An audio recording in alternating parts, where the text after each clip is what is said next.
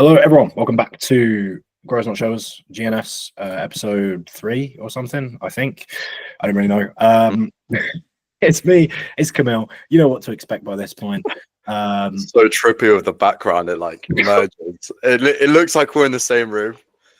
Yeah, we are. This is a wall that we've had built. For those who for those who are just listening, watch it and you'll get what we're on about.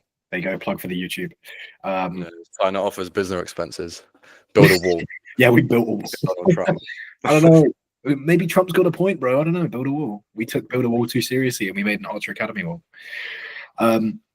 Mate, run me through your week. How you been? I'm gonna put my phone on silent. Holy shit. Wow. Busy. Really busy. For those of you who don't know, like I'm still at uni, so I'm in the depths of doing my dissertation. Well, I'm coming out now. This is actually really interesting to talk about. So I'm doing my dissertation on strength training as part of a rehabilitation program for patients with knee OA. Knee OA basically being age-related changes in the joint itself. Previously, when I selected this question, I was like, I already had a consensus of strength training is beneficial for knee OA, at least like mild to moderate cases. After reading the literature and getting really in depth with the studies, it's very much a placebo. Which is really interesting to see. I always knew there was a placebo element to just rehab in general on top of, manual therapy, very much a placebo. But some of the longitudinal studies, so like long-term studies over a longer period of time, the people that had like better patient adherence or that were able to express the knowledge in a better way so the patient understands had greater effects. So there's definitely a psychological element to it, which is really interesting. But the other thing that I found out is obviously to mild to moderate cases, it's going to be affected. But for more severe cases, it's probably not beneficial to be fucking squatting 100 kilos, understandably. But there's a lot of research now going towards more like water-based therapy or hydrotherapy. So doing things in the pool, which I really do recommend if anyone is out there who is like an osteopath like me or a manual therapist and you're prescribing things like this to your clients. Water-based therapy is really good. Bro. Yeah, apart from that, to be honest, well, yeah, it's a bit of a brain fart there. You can tell it's late on in the day for us, fucking hell. Yeah, genuine. Dissertation, gym. My mates came down this weekend, so I took 2 days off, mate. That was fucking hectic on my days.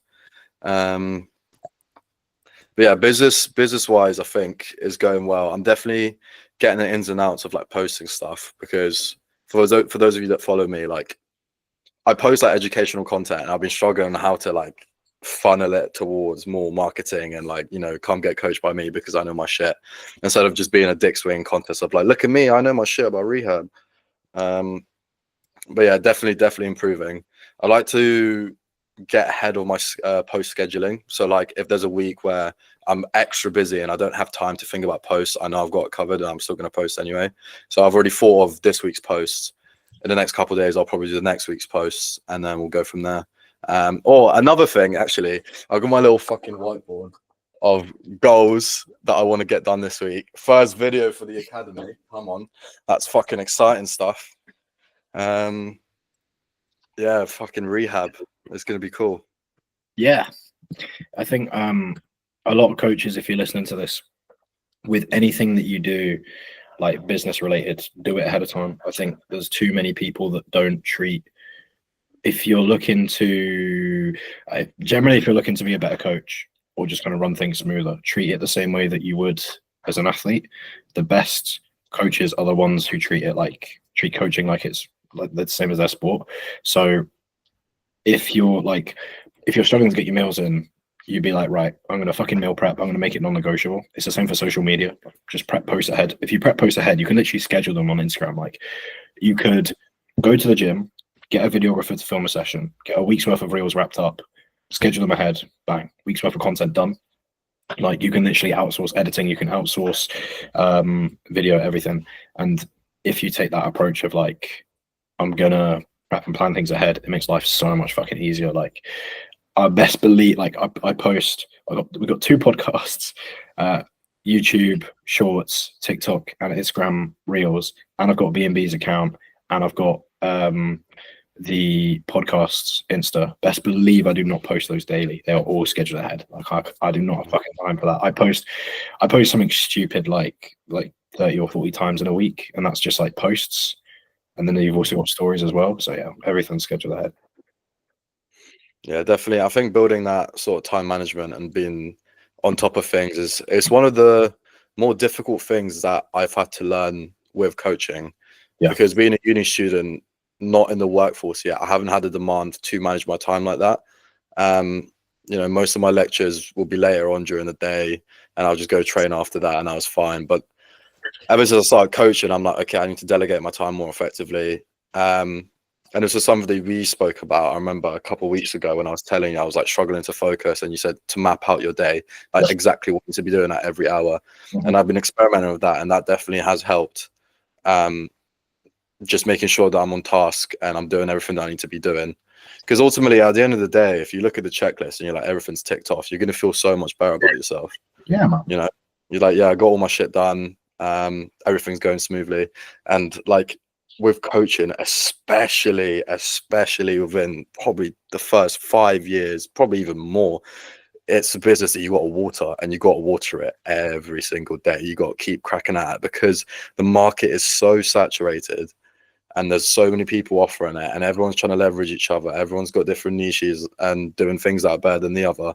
So you have to make sure that you're posting and you're out there and you're advertising yourself. Otherwise, you know, clients aren't just going to turn up to your doorstep for no reason, you know? Yeah. It's like you said again, the same way that we wouldn't walk into the gym without a plan. It's like people walk into their day or their day of coaching without a plan and just kind of like wing it. And it's like, bro, nah, you need to have some kind of idea of like, here's when I'm going to do things, here's the things I need to do, etc., etc., etc. Again, like just taking notes. I think a lot of coaches are bad at like the back end and the organization. And the more that you kind of like, as a coach, you have to do a lot of things, and the biggest thing is like organization. Like just because you're self-employed, if you're self-employed, you kind of have to be more on it with timing because you don't have a boss to manage your workload. It's not as if you get to clock off. Like you pick when you clock off and when you clock on. And if you clock off like too early and you've taken on too many clients and you haven't managed your time, then you're going to wake up and there's a hell of a lot of workload for you there. So like workload management and time management and all that crap, you have to be very, very good at as a coach. Because you know, it's not as if you're going to get on a consultation call and you get a bot like an email from someone being like, oh, you can't take this one on because you haven't got time, or you haven't, you know, it's not as if you take someone on then you get an email from your imaginary boss saying, hey, you're gonna have to work this extra day now. Like that shit you got to figure out for yourself. Yeah, organization really is the key to coaching. I mean, there's a lot of keys to coaching. It's never going to be one thing. Anyone who's listened to this podcast, you'll probably hear us say the key to coaching like a fucking billion times. But we are the key to coaching. Yeah, just give us money, bro. Organization is so fucking key. Like I think this kind of leads on to something that maybe we could talk about today, is like setting expectations. I was talking to a recent academy sign up. Well, hey, plug. And you know, he was talking about I forget what it was specifically. Oh no, it was, I sent him a message and he had automatic like WhatsApp business hours set up. So I sent him a message and I got an automated response as if I was a client being like, hey, I'll get back to this from WhatsApp. And I was like, sick. And he apologized. And I was like, no, it's good that you do that. Like if you tell people these are my, I think coaches are scared to like draw the line in the sand. If you say these are my business hours, this is when I'm working, this is when I'm not, it builds consistency. Like I've heard of coaches on a night out on the piss up responding to clients, and like, first of all, ethically, I don't know about that, bro.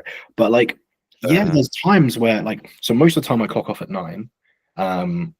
If it's like 10 and I can respond, sometimes like, you know, I don't often, unless it's like it's really, really urgent. But like sometimes I will pre my phone after my business hours just to see if there's anything urgent. But I've built that kind of like, I say to people like, hey, look, I stop at 9. If I see something, I reply. It's like a kind of nice on top thing rather than being like what's expected. But if you don't say what your business hours are and suddenly you reply to someone at 11, and then the next day they message you at 9 and you're not replying, they're gonna be like, what the fuck are you doing? Do you know what I mean? Whereas if you say, look, I cut off at 9, and then when someone messages, you'd be like, hey, just saw this before I was heading to bed, just as a one-off, you know, whatever. So if you set good business hours, people know when to message you. They message you in those times, and then they get feedback and response. And like, you build a reputation for being on it all the time, because you set the expectation of, hey, here's when's realistic for me. Like, most of my clients know when I train, and if I'm training, I'll be like, hey, I'll get back to this when I'm done training, rather than just airing it or leaving it. And then I get back to them when I said I would. And like, that builds that trust, because you always say, I'll get back to you by this point, and you do. If you set the deadline yourself as the coach, as long as you're not setting it beyond when the client needs it, then if you're meeting that deadline, which you should because you set it, it makes time management so much easier. And you don't get clients being like, you know, messaging you at midnight expecting a response because you accidentally did it a couple nights ago, because, you know, you were out with mates, you weren't drunk, and on the way home you responded to people, and people didn't know that that's like not your usual time or whatever. You see what I mean? Yeah, I think ultimately, if you respect your own time, your clients will respect it more. If you've got specific cutoff points and you're like, you know, I work this hour to this hour, A, it looks more professional, but B, it reflects, you know, that you are ultimately a hard worker. Yeah. Because when it's your time to work, you're working, but you also need time for yourself and you need time to relax. This is something that I have struggled with. Well, I wouldn't say struggled with, but like, I will reply to anyone at any time. Like, if I'm up, I'll reply. You know, I haven't got like an extremely high amount of clients at the moment, so it's still manageable. But when I start building up the roster, I will just definitely have like specific times that I'll be available, because it just, like I said, you need that time to yourself. You need time to relax, because this job is like, as weird as it sounds, being sat behind a computer at a desk at home chilling, it's relatively high paced. Like, I feel like I'm always on my phone. I get anxious when I get a message. I'm like, fuck, money's calling. I need to pick up now. Like, not to say that my clients are all money, of course, but you get the gist. Fuck it. Like, I told you the other day as well, I had a nightmare that all my clients left. I literally woke up, holy fuck, no, I need to get up, check-ins. Like, it was nuts. Well, you do get that sense of, because you're self-employed, you know, it is stressful. It definitely is stressful, and I feel like I have to meet certain expectations, and I need to reply within 5 minutes of my client messaging me, and it does get exhausting after a longer period of time, which is why you need that time to just say, fuck off, I'm putting my phone down, I'm not replying, I'm resting, you know. And like, especially with like your relationships and stuff, like if you're with a person and you're constantly on your phone, which I do all the time during the day, like with my boys, they don't mind it. But if I was like, you know, with my family, or if I had a girlfriend, I don't, but if I did, you know, bio, link in bio, Enquire, link in bio. Yeah. But yeah, like they I know they wouldn't be happy with it, you know. So definitely you need to respect your own time. You reach a point as a coach where I think a lot of coaches are scared to draw that line in the sand, because they're like, oh, you know, I don't want to be like, oh, I clock off at this time, because I want to be there all the time. And like, the thing is, if you're going to have to draw that line in the sand at some point. And I remember when I did implement business hours, I was like, fucking hell, bro. I was not pleased about it. I was like, bro, I'm gonna have to tell people, hey, here's actually when I'm available. You know what I mean? And it felt bad, because it's like, I went from literally, I remember my WhatsApp said 24/7. It was like, because it's a business WhatsApp, it was like Jack Archer coaching, as it was called then. It was like you know, open 24/7. And obviously I wasn't, but changing that from like business hours and be like, hey guys, I'm doing business hours, and just being like, please don't kill me. But now, like, when I sign someone up, I'm like, these are my business hours, and they're like, cool, man, sick, you know. And like, do you reply on the weekends? I reply on the weekends. But I don't do any desk work at the weekends. So if someone sends me footage, or if someone asks for like amendments to the sheets, if it's the weekend, I'll be like, hey, do you need me to get back to this before Monday, or is Monday fine? And most people will be like, Monday's fine, I'll get them in. But I still reply to people. Like, I tend not to arrange calls on the weekend. Saturdays is typically when I go seeing clients as well, but I'm still there on WhatsApp. The thing is, like, a lot of coaching is WhatsApp work. Like, yeah, you've got calls, yeah, you've got form feedback. Form feedback, as long as you do it within 7 days, is fine. If it's Monday to Friday, I'll get it back to you same day, if not the next morning. If it's the weekend, I'll get it back to you Monday. But one thing I always say to people is, I'll say, like, kind of as a nice kind of like reminder to myself, and kind of to be nice to people, and also to put things into perspective. Like if someone messages me at like, you know, right as I'm clocking off with form footage, I'll be like, cheers for this, I'll get back to this tomorrow morning, unless anything's urgent, right? Because if there's something urgent, like I don't know what would be urgent. Maybe they're like, yeah, actually in that leg press video I snapped my femur, what should I do? I'd be like, oh my fucking god, go to a hospital. Like, I don't know why you're asking me, but that's urgent, you know, whatever. Like maybe there's something urgent there. But if I say to someone like, hey, if it's urgent, let me know, and they'll be like, actually, you know what, it isn't urgent, and I'll be like, sweet, because a lot of the stuff we do isn't that urgent. So often if I say that to someone, they'll be like, oh yeah, man, as long as it's there before next session, I'll be like, oh, I'll get it to you tomorrow, and then I'm like, sweet. Whereas if you just say, at least I feel bad still being like, hey, I'll get this to you tomorrow, because it kind of feels like you're shooting them down a little bit. So I'll be like, hey, I'll get this to you tomorrow unless it's urgent. Because if it's urgent, like if it genuinely is urgent, like if, for example, they said, you know, like I've snapped my femur, I would step and spray. Like, remember when you went hypo? Yeah, that was quite severe. Yeah, that was after my business hours. Oh, Camille went hypo in a diet, and I wasn't like, sorry, Camille, it's 9. Like, because you messaged, again, that's an example of like, I had my business hours at 9, I saw that message, and what you were describing sounded like going hypoglycemic, which is concerning. So I messaged you, and I remember saying to my missus, I was like, sorry, Camille might be dying, bear with. I can't lie, that wasn't fucking experience. Yeah, but like, that's an example where like sometimes there is urgency, you know, you know, something like that. Like sometimes that happens, and so I will kind of jump on it then. But you know, if you message me like, oh man, I trained, like I had a client, Kez, she trained and she got a bit of a headache. And I was like, okay, she sent me a big long paragraph, kind of been like walking me through the headache and everything. And it was like right before I clocked off. So I was like, okay, cool. Kick your feet up, get some fluids in, avoid caffeine. If it gets severe, message me. I'll give you more detail tomorrow. She sent over some form clips, and I was like, you know, your breathing looks a little off during the set. You know, like, how do you breathe through the set? She's like, I don't know. And I was like, okay, let's look into that. I think you're building up too much pressure in your head, particularly because she's got quite strong quite quickly. But anyway, like that's where, if there is urgency, sometimes you jump on it. But even just saying to someone like, hey, I'll just get back to you at this time, like then you're always, like I said, you always set the deadline, and you always meet the deadline, you know? Yeah, I've got an interesting point from the other perspective. So one of my clients, who also is a good friend of mine, Ali, he missed the check-in this weekend, and obviously he was down this weekend, so I was like, yeah, don't fill out, it's fine, whatever. But I dropped him a message this morning, and I was like, oh, let me know when you get the check-in filled out, I'll get it sent over for you. And he was like, oh, I'm at the hospital, I got a concussion. So in that case, you know, it's like, obviously I want to do the check-in and I want to give him the feedback, but there's a certain level of priorities, and health is at the pinnacle, you know? So I just sent him a message like, look, don't worry about the check-in, we can get that sorted whenever. Drop me a message, home safe, let me know what the verdict is. And it's like, you got to be a human being on top of being a coach. I talk about this with my clients quite a lot, where like professional boundaries and like friendship boundaries and where to cross and whatnot, because it's very similar with my patients in clinic. You know, I tend to err on the side of not as professional, and that sounds bad to say, but I prefer having a relationship with the client / patient that's a lot more fluid, it's a lot more dynamic, and they can generally trust me. Which I was discussing with someone in clinic, where they're like, okay, why are you swearing with your patient?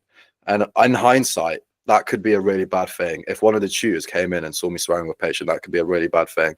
But this patient I'm thinking of specifically, I've been seeing her for 7 weeks. We get on ridiculously well. She's swearing. We've broken that sort of barrier. There's a certain level of professionalism that you maintain regardless, because we're in a clinic. But at the end of the day, you know, I want to make the experience as enjoyable for her as possible. You know, I'm trying to help her, and sometimes helping her in more ways than once, you know, psychologically, having that outlet, being able to open up and talk to someone. And that goes into coaching as well. You know, don't be afraid to be friends with your clients. You know, even though they're paying you money, they're still human beings. And, you know, especially with the people in the academy, like I get on them so well. People like Matt, like I'm constantly chatting with him on Instagram. He's such a boy. Big up Matt. I'm trying to get him on the meathead grind. He said if he's seen me lifting heavy weights now, he just wants to fucking sling some weight. I was like, yeah, tag me in it, mate. Fucking start. Me and Matt versus you and Luke, the Neeks. No, I mean that comment about swearing resonates with something I said a while back. I remember I put up a reel, got a lot of hate on it, and a lot of people had an issue, in particular, with me swearing in the reel. Like, oh, it's so unprofessional for a coach to swear, it's so unprofessional for a PT to swear. I was like, why though? Because it doesn't change what I'm saying. Like, I can say you've got fucking scapular dyskinesis. I can say if you adducted more, your alignment would be less shit. It doesn't change the value of what I'm saying, but it's just formal versus informal. Like, when you're a coach or a PT, you have to realize you exist in people's free time. You can't just like, if you show up in a suit stiff as fuck, like a lot, again, what we do is like, we tell people, hey, you're doing something difficult, here's how to do that. And also, you know, you walk someone through a process, basically, right? A process that they're not going to go through themselves because they find it difficult. So you're asking someone to do difficult things all the time. So if you show up in like a Zoom meeting with a suit, acting like their boss, telling them to do this, that, the other, they're going to just fucking switch off. Like, if me and Camille, fucking, I can't say your name, mate. If me and Camille get on a call with a client and we're like, you know, being like really, you know, uptight and like uber professional, and just to the point where literally like you feel like you're on a call with your boss, that client's not going to open up or talk to us or whatever. Like every single time you start a call with a client, like chat some shit at the start, like have a laugh, like break the ice. Who cares? Like, because it's fun. Yeah, it's great psychologically, but also it's fun. Like, just get to know that person. And like, if imagine someone comes out there 9 to 5 all day, work from home, Zoom meetings, whatever, they're going to go to the gym, quick call with their coach, and it's like talking to their boss all over again. You know, yeah, okay, circle back to me on these lifts, get these lifts for me, I need you to get these done. You know, wearing your fucking stiff. So it's imperative that you get this form feedback for me, Camille. Okay, it's absolutely imperative, right? We've got quarterly targets to hit, mate. And if you're not fulfilling on these, you know, your KPI is absolutely fucked. Your form footage KPI is fucked. You're like, bro, piss off. You know what I mean? Whereas like, if you are a little bit more fluid with the way you talk, and a bit more friendly, you do well. I think as well, the coaches who can't be friendly with their clients but still maintain that coach-client relationship dynamic are just shits at having a coach-client relationship dynamic. If the only way you can make your clients listen to you is by constantly putting yourself above them, come on, do better. Like, are you really telling me that like you can't encourage your friends to do something? You know, at the end of the day, you are that coach. Like, that's where if you have a good control of that dynamic, like me and Camille do, which I'm bigging us up, but it's true, we can be chatty and friendly with a patient or a client, a patient in Camille's case, and then turn around and still tell them to do something or still pull them up on something. But we can still do it in like a chatty, friendly way. We can also be a hard ass and still maintain a relationship with them. Like, that is ultimately how you build results, but also retention. If your clients find you fucking boring or don't like you, they're not going to stick. You can't just hard ass someone into doing something forever. You can't just uber. Professionalism is like, I view professionalism as just not crossing that boundary by being like, I don't know, fucking asking someone how big their cock is. Like, that's inappropriate. That's unprofessional. But saying like fucking scapula or less shit nutrition is absolutely fine. Like, it's just swearing. You know what I mean? What's your height? What's your weight? Oh yeah, dick measurement, please. Oh, it's just to work out your BMI. It's to work out your BMI. It's a BMI to girth ratio, bro. We're here to work out. Fuck yeah, that's some. Nah, but honestly, mate, like, I could write a book on how important psychology is for osteopathy, for manual therapy, but for coaching as well. Fuck me, like, there's so many avenues, there's so many things to consider, and like, you have to form that psychological connection with your client. How are you going to know how to stimulate or motivate them if you don't know their why?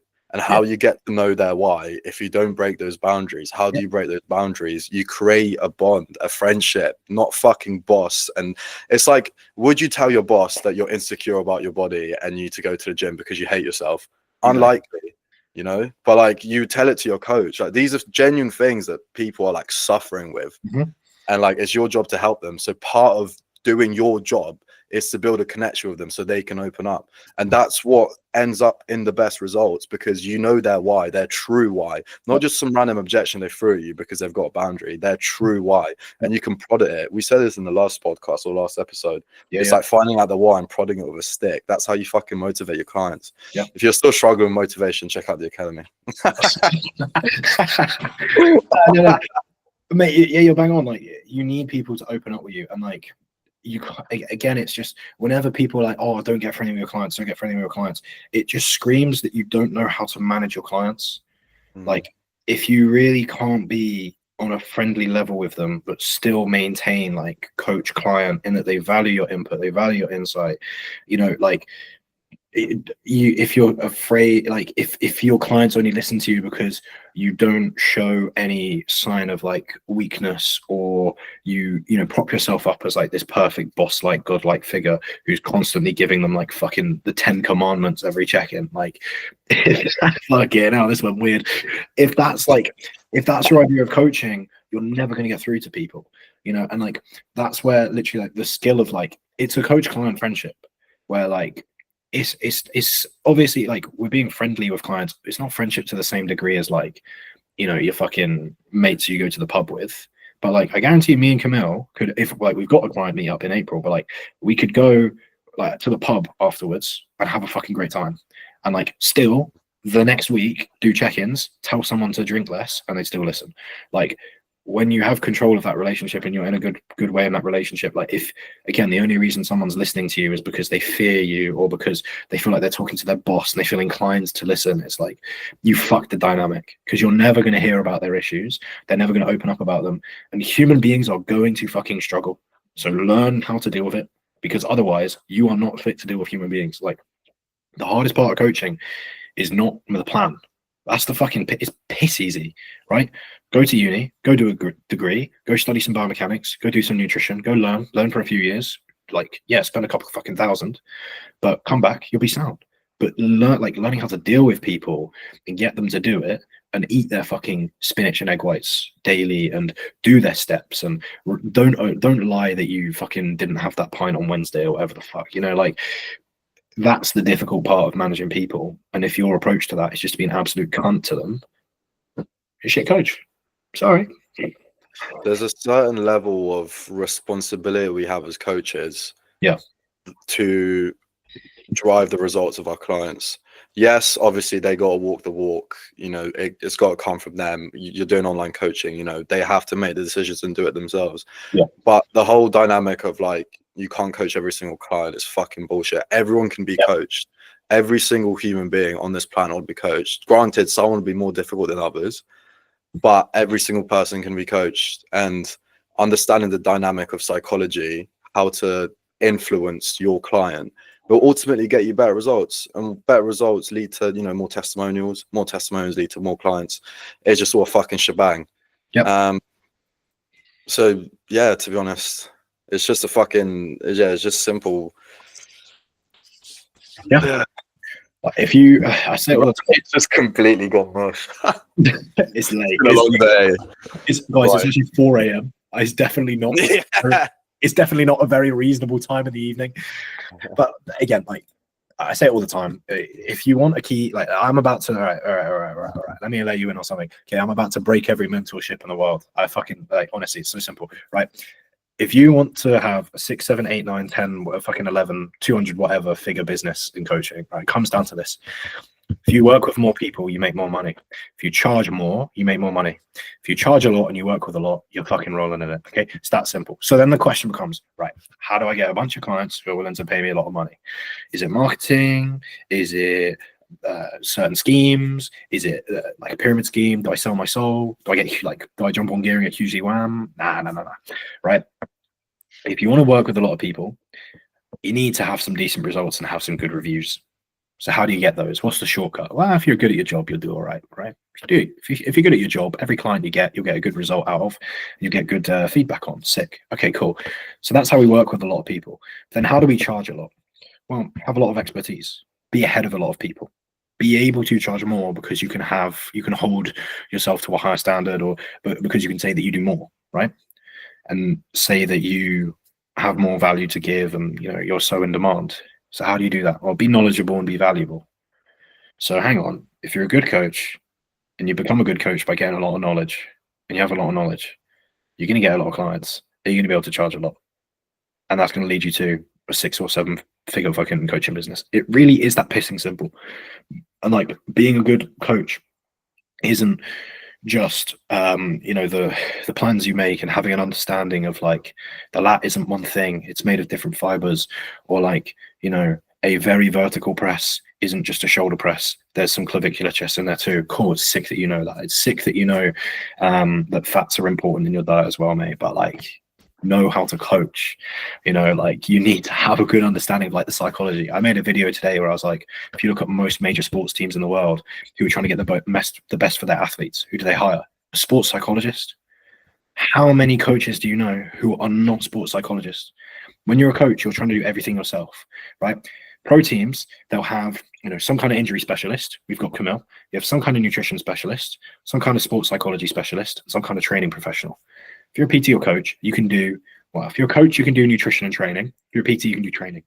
You're missing out on injury and you're missing out on sports psychology. And a lot of people are missing out on nutrition. And a lot of people, if we're being real, are missing out on training. There's 4 hats you need to wear as to be just to do the coaching.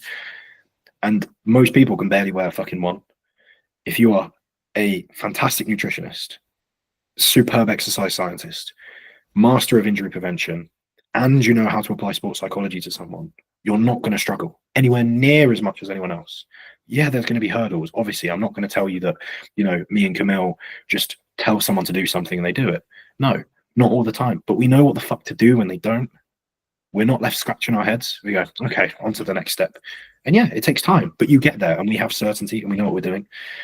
It's the same way that like making someone lose weight isn't necessarily easy, because sometimes their scale weight doesn't drop and then you have to make adjustments. So same with clients, sometimes you have to make adjustments, but being a good coach means knowing what those adjustments are and not having to panic. If a client doesn't listen to me, I don't panic because I know that they will. I just need to make some changes. Easy peasy. I know they will listen to me. I force them. I double my price if they don't. Oh no, beat that out, edit it out. I like using the analogy of, as coaches, we're problem solvers, or let's say detectives, and knowledges or specialities are clues. Yeah, you can get to the outcome or find out what the cause problem is, but it's so much easier with the clues. Yep.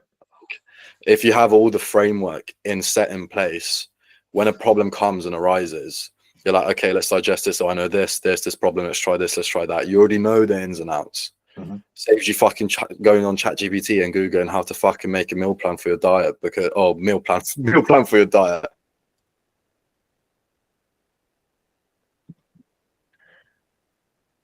Meal plan for your client, because they're struggling. There we go. The Wi-Fi's on. Not again. Oh, no. I think we're back. Come back. I think we're back. What part did you miss? You said meal plan for your diet, and you meant client. Yeah, it's just there's so many shortcuts in this industry. There's so many ways of doing things easier and shorter, which is why we have the pyramid scheme. And you got all those coaches being like, "Oh, sign up here, I can get you 50K in 2 months." All that fucking bullshit. Yep. Your ability, you have to ask yourself, like, why am I doing this? Am I doing this because I genuinely want to change people and I get all the benefits that come with that as a byproduct, or am I doing this to get money? Ultimately, I'd say both of us are quite driven by money. Yes, money is important. I'll happily say that full-heartedly, but it comes down to helping people and knowing what I'm doing ultimately is worth of value. If I say, for example, I was doing like the pyramid scheme and I was like coaching people through an app, and fucking I do like 30-second check-ins every week, I was running like 150 clients, I don't get that satisfaction out of that. Yeah, I might have a lot of money. Yeah, I'm fucking driving a Porsche with, a blonde girl next to me. Cool. Like at some point you will, not be fulfilled by that. That's why we are good at our job, because it fulfills me. I had my first transformation the other day, 6 weeks, 6 fucking weeks, by the way. But yeah, when I looked at it and I was like, I helped this person make them feel better. Yep. Full stop. There is nothing more rewarding in life, at least from my perspective, than genuinely improving someone else's life, period. And coaching allows you to do that. But if you don't have the skill set in order to do that, you'll be twiddling your fingers like an idiot, because you can't help your client. Yeah, exactly, mate. There's a lot of ways in this world to go and make some money. if you're in coaching purely for the money, you're not going to succeed, because the best coaches succeed because they are the best at coaching. So if you have no interest in being good at coaching, you're not going to get anywhere. You cannot bullshit your way to being good at coaching. Again, I talk to coaches where they're like, 6, 7, 8, maybe 9, 10K months, which sounds great, right? Then you look at their marketing, right? And they're, they're pulling in 10 a month, but they're spending like 8 on marketing, and their clients are leaving all the time. And that's why they're spending 8 on marketing. It's like, you are effectively working for minimum wage, and you are constantly reliant on getting from minimum wage, working with a bunch of people, trying to get them to stick for as long as possible, and spending 8 grand a month to achieve that. Like, absolutely fucking ridiculous. And the thing is, as well, is like, social media isn't permanent. Like, TikTok got deleted, it came back, but it got deleted. There's no reason that social media can't just like pack up and fuck off. If social media fucks off, everyone's going to be like crawling, right? If you're a good coach, just set up shop somewhere else. You're a good coach, get a few clients, you'll be mint. You'll scale right back up to where you were, because you're a good coach and people value that, and you'll get results. If you are reliant on marketing, you then have to pull all that money out, find a new way of marketing yourself, find a new funnel, hope that you can get it to work, hope you can get return on investment. The best return on investment is being a good coach, because it's free. Once you're a good coach, you've got that with you forever. You're never going to struggle for clients, because all of your clients stick and they get what they want, and then you can use that for marketing. You don't have to worry about clients leaving, you get more interest, yada, yada, yada. If your coaching business isn't going the way that you want it to, because you're not as good of a coach as you should be. It's literally that simple. Like, it's the same way that, your strength level in the gym reflects your physique, or your physique reflects your strength level. If you're, trying to grow your fucking chest and it's been 6 months, you need to sort something out, because, nothing's changing. And it's the same for your coaching. Just throwing money at the issue is just going to get you in debt, make a really expensive business. Like, what the fuck is the point of that? The best marketing funnel you can have is the process of coaching, and then you don't have to constantly be anxiously pulling in more people. Every time someone leaves, they go and say bad words about you to 5 or 6 other people. That spreads. You're just slowly like filing yourself down in terms of what you can do. There's no reason to do that. Yeah, I think fundamentally at the heart of every coaching business as well is the person walking the walk. It's so important to practice what you preach. Like, if you're a coach, it doesn't matter what you coach. You could coach powerlifters, bodybuilders, you can do, I don't know, beauty coaching, fuck knows what. Regardless what you coach, you got to practice what you preach, and you got to demonstrate that you practice what you preach. You don't have to be the next Ronnie Coleman, but like, you have to show a certain level of you doing it, and you have to lead the charge in a way, because a lot of my clients specifically, they need a bit of a kick up the arse. They need someone to look up to and be like, okay, he did it today, so I'm going to do it. There's a certain level of like, I want to use the word healthy competition, but it's not that, but it's also kind of similar to that. It's like, I'll see my clients lifting and they'll do more weight than me. I'll be like, fucking hell, fair play. Like, I got to beat this now. Or like, they'll see me do it some way and they'll be like, oh no, that's really fucking heavy. I got to do this now. And like, you have to lead the charge and show you're doing what you're getting your clients to do. And also, like, the reason why I think coaching works so well for a lot of people is because it plays so well into your life. So like, people that go to the gym, they tend to demonstrate characteristics, they're more determined, more ambitious, and time management, stuff like that. So that works so well into coaches, because those are some of the most important abilities for you to have in order to be a good coach. Time management, to be ambitious, but also, to work hard to develop your knowledge on top of, having a good physique. You see me like slating all the science-based lifters on my story all the time, the neeks, as I like to call them. But like, like I said, there's a time and place for everything. There's a time and place to implement science-based lifting. It's not that I'm against science-based lifting. In fact, I'm very much for it. And I'm also educated enough that if a client came to me and they were like, do you know what, I want to do, fucking intensifiers and my rep partials, whatever. I'm like, cool, yeah, we can program this in. But you still, entitled to have your own opinion. And that's why I push the meathead so much, because that's just who I am. And that's just what I enjoy doing. That's the way I enjoy lifting. And ultimately, that's one of the main reasons why I got the results I have today, is because I do what I love. You can't go to the gym and fucking dread your workouts. Training is fundamentally the most important thing for a person, regardless of what their profession is or what they do in their free time. Like, you have to enjoy training, because that's your time to work on yourself physically. Yeah, 100%, man. Key to coaching is being a good coach. Funny that.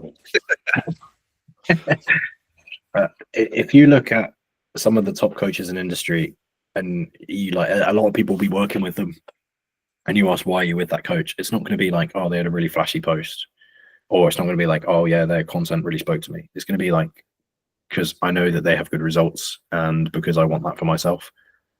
Like, that is ultimately what coaching really does come down to. It should be quite easy. I think people just kind of like, people just look in the wrong place. I think the thing about coaching is it kind of gives you an ego. You got people who constantly ask for your advice all the time. So you think that you know your shit, or people go like, oh, I know enough for my client base. And then they go, okay, so I know enough. So what's the issue? The issue is you don't know enough, but you tell yourself you know enough. So then you start looking for other issues, and you go, oh, it must be this, it must be that.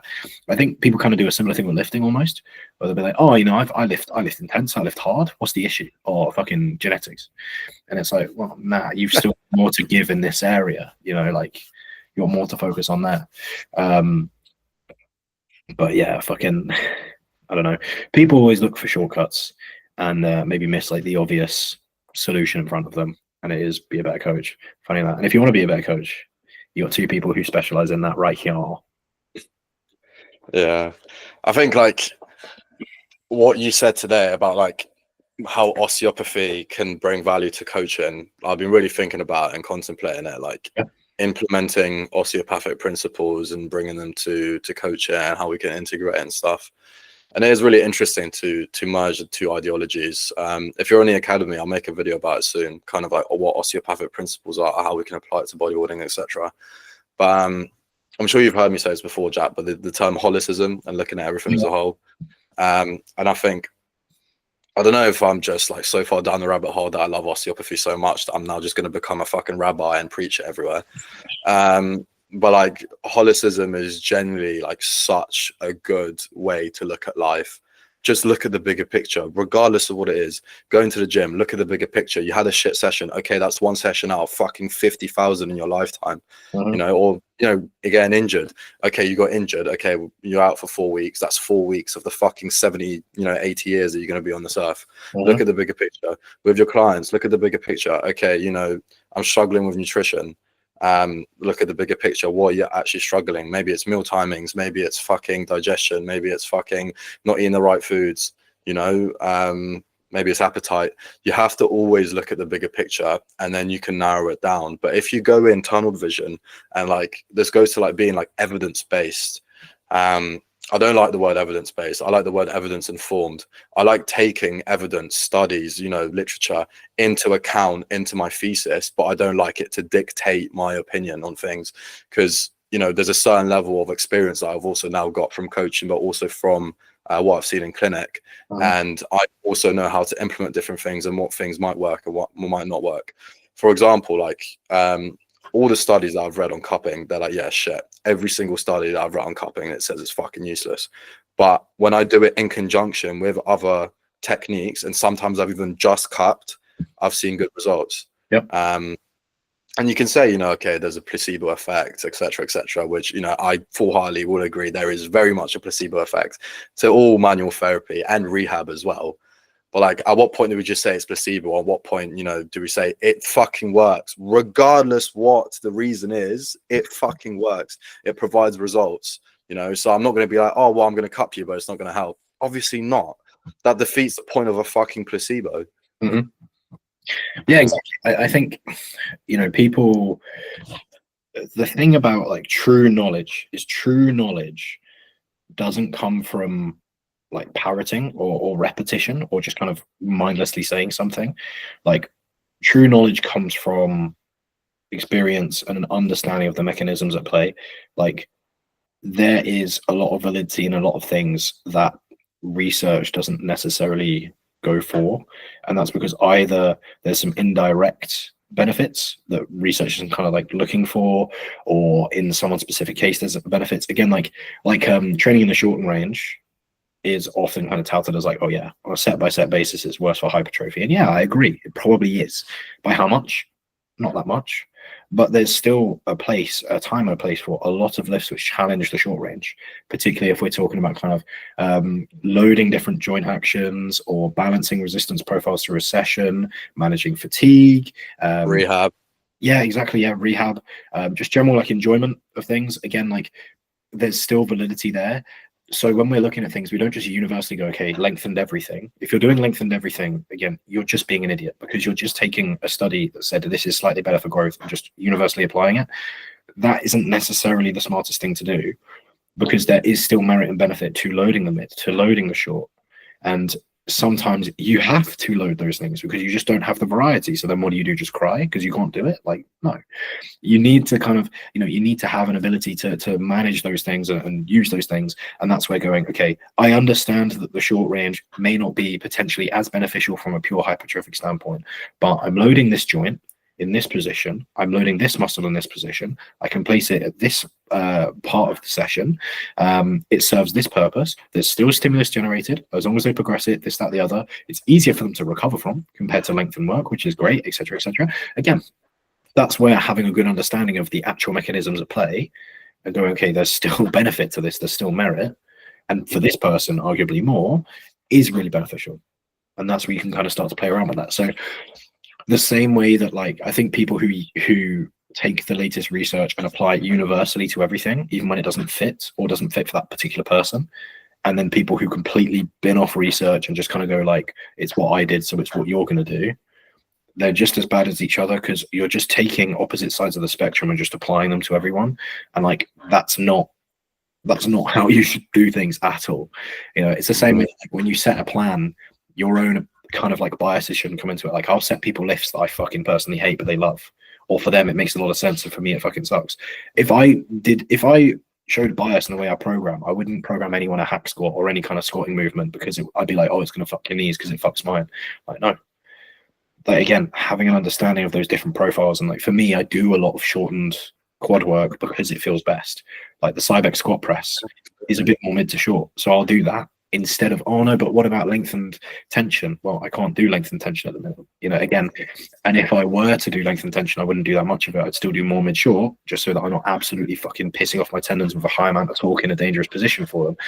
So again, it's like, if you're just going to universally apply something that you heard once, you don't truly understand it. It's literally, you're not any smarter than a gym bro, if we're going to use that quote. You're not any smarter than a gym bro for reading the conclusion of a study and applying it universally. Like, anyone can do that. I can literally, like, you can go on fucking PubMed, find a study that says something that, like, recently, go to the conclusion, or ask ChatGPT to summarize it and be like, oh, okay, 20 sets of quads, yeah? Everyone's on 20 sets. Like, no, go through the study, pick it apart, look at it, think critically, understand what's going on. How do sets and volume work? How does stimulus work? How does adaptation work? Apply that theory with the context of that study to what you see in front of you. Okay, so the study is saying that there seems to be a bit of a dose-response relationship with volume. Okay, I understand that to be true, but after a certain point, there's diminishing returns. Okay, so maybe in this instance, there was more than we thought. Okay, that's good to know. What kind of signs and symptoms were there? Okay, let's try this with more people. Maybe it's not quad work. Maybe it's, maybe they set the rest of their volume quite low. Okay, so what you're telling me is total body volume is higher than we thought, not just quad. Again, that's where, like, having an understanding there, you can extrapolate out and draw your own conclusions and then kind of apply it universally, rather than just being like, yes, science person said that, so I'll do that. No, look into why science person said that. Yeah, I think you hit a nail on the head there with the critical thinking. Part of making an informed decision is by not being biased by any opinion or, literature or anything that's dictating what you should be doing. Yeah. When you do critical thinking, which is so important for coaches, you need to factor everything into account. It goes back to that holism, literally looking at it as a whole. You need to be informed across all fronts in order to actually make the best decision and therefore coach your clients to the best of your ability. It's also, like, interesting to think, like, a lot of coaches yearn for knowledge. A lot of coaches, like we said in Neeks, a lot of coaches enjoy learning. And the better your understanding of how everything is working, the better you can explain it to your clients. And comes down to the psychology. If they understand it better, they're going to get better results. One of the main things that I talk about in terms of rehab is, like, okay, are we able to formulate a diagnosis? Okay, we are. Or if we're not, like, let's try and formulate a diagnosis. Cool, we formulate a diagnosis. The first thing I send them is an educational, website or video or something explaining what they have, why they got it, and how to prevent it and how to rehab it. You need to educate your clients. You can't just be like, oh yeah, I'll give you an example. I had one of your clients message me today about rehab. I'm not just like, oh yeah, it's patella tendonitis. Oh fuck, what? That sounds fucking horrible. What's patella tendonitis? I'm just like, oh yeah, it's fine, I'll rehab it. It's like they're already signaling alarm sounds in their brain, being like, fuck, like this shit sounds fucking serious. But in reality, it's something that's, we can manage, and there's something that we can do about it. We just need to make some changes. So that's why you need to educate. Again, goes back to the point of the psychology, because how much of an influence psychology has on your well-being and your prognosis. Whew, that was a fucking mouthful. Spitting fire. A good example, I'll kind of round up my point on this. A good example of kind of like applying research or a study or kind of findings or scientific findings without understanding the mechanisms at play is something that Jeff Nippard did. Jeff's a sound guy, but he says a lot of shit. I'm like, for someone who's been in a lot of studies, there's a lot of knowledge that he lacks, bless him. So one was, he did a comparison between a D-handle cable lateral raise, we're holding onto a D-handle, and a cuff at the wrist cable lateral raise. And so he kind of did a little comparison, and he found that with the cuff, he could do slightly heavier weight for the same amount of reps, or more reps at the same weight. So it was like I was stronger. So he came to the conclusion of, okay, therefore I can drive more mechanical tension. Therefore, the cable cuff lateral raise is literally advantageous to the D-handle. Right now, kind of assuming that grip isn't a limiting factor, there's a very obvious reason for this. If you grab something in your hand, force is applied to your hand. That means the length of the moment arm goes from roughly your palm to your shoulder. If you cuff at the wrist, force is applied to your wrist. It means your moment arm goes roughly from the wrist to your shoulder. The wrist is closer to your shoulder than the palm, therefore it's easier. So even though you're using more load or more reps, the mechanical tension is the same, because either you're talking about more load but less force, or less load but more force. The outcome is the same. It's like saying 7 times 3 is more than 3 times 7. It's not. It's the same. Doesn't matter. So in that instance, Jeff is wrong, because he doesn't understand very basic biomechanical, what's the word I'm looking for? Fundamentals. There we go. Something like that. Basic biomechanics of like why forces, or how forces work and how they're exerted on joints, and why things are difficult, or really what mechanical tension is. He was just like, he was like, oh, more weight better. No, because the torque and the force exerted on the joint is what we mean when we talk about mechanical tension. It's like, if you put that cuff further and further up your arm, Jeff, you'd find that you actually got stronger and stronger. If you put it right below your side delt, you'd be fucking amazed how strong you are. Like, that's the issue when you apply direct findings. And like, I see a few people do it on Instagram where they'll be like, oh, they'll copy a movement, or particularly of copying a movement, and I'll be like, why have you set it up in that way? It doesn't do anything. Like, when I saw it was an incline dumbbell lateral raise, and I was like, yeah, I saw that. Yeah, I was like, the incline doesn't do anything for a lateral raise, because changing bench incline changes your position in a sagittal plane, but a lateral raise is a frontal exercise, so it makes absolutely no difference. Like, it fundamentally makes no difference. They don't affect each other. It's like fucking me blowing my nose doesn't affect Camille. Like, there's absolutely no difference. Absolutely no difference. I don't know why that was my example. Fuck it. But that's the thing. It's like, when you kind of baseline apply this idea of like, oh, I saw this science person do it, therefore I'll do it. If you don't understand what you're doing, you might apply a concept that in truth is correct. Like, yes, a cuff lateral raise, you can go stronger, you can be heavier with, you will feel stronger. But you're applying that knowledge and saying that's good, and it's not. It's just something that we observe, and that's fine. Again, incline can make things more lengthened, but not that movement. So you're applying that idea incorrectly. It just goes to show like this kind of like parroting and repetition of like, oh, I'm doing this, so and it's beneficial. And it's like, why is it beneficial? It's more lengthened. Well, you're wrong. It's not. Or in this instance, that's not a benefit. Like, oh, this is a benefit because it's more mechanical tension. Well, it's not. It's heavier, but that's not more mechanical tension, because tension is torque, and torque is the same. But anyway, like, that's the thing, is if you don't understand these principles and you apply them, you look like an idiot. If you're a coach and you apply them incorrectly, or your client applies them incorrectly, it bodes awfully for you, because people are getting more and more informed. So people are going to call you bullshit. So if you're telling someone to do like an incline dumbbell raise, and you're genuinely signing off on that, some coach in the gym is going to go up to them and be like, hey, do you know that what you're doing is pointless? And they're going to be like, but my coach gave it to me. And they're going to be like, oh dear, who's your coach? And that's how rumors start going around, because people give their clients something that they don't really know how it works. They just kind of heard it one time. And like, just because you've heard something and it is beneficial and you apply it in the right context, doesn't mean that you can keep getting away with just kind of randomly applying it.